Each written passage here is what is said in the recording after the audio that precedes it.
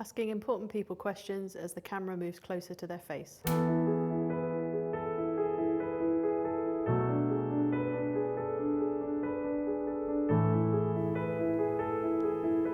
What does gender equality mean to you? I think gender equality to me means the opportunity for everybody to have an equal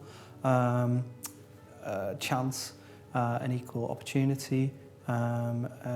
It's about everybody having that chance to engage in things to the best of their own abilities, regardless of their backgrounds, their situations, regardless of what they walk through the door with. How does it feel being the token man in this interview series? Well, I didn't know that until now, so that feels very amusing.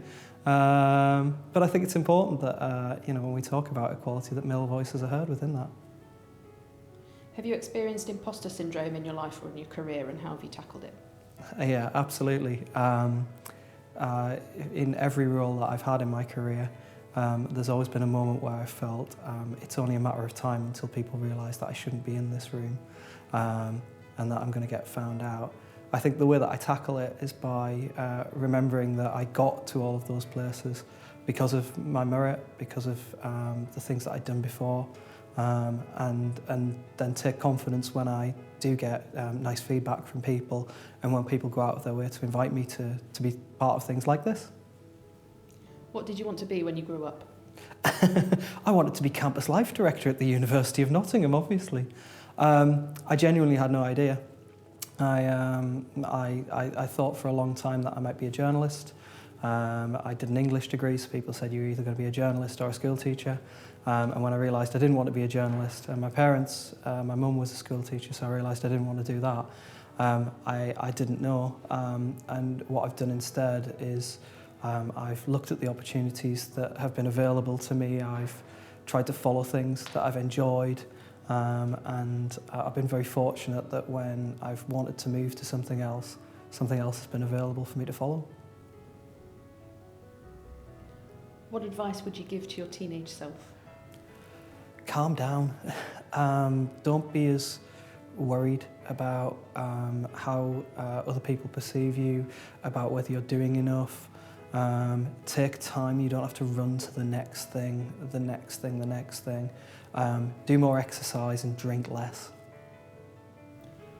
Is there a woman in your life who's inspired you in some way, and can you talk about that? I mean, there are a number of women in my life that have inspired me. I mean, it would go without saying, it would be very remiss if I didn't mention my wife, who has had to put up with a lot. I can be a handful, and some of the things that I've been through over the last 10, 15 years that she's supported me with, I think she has tremendous strength.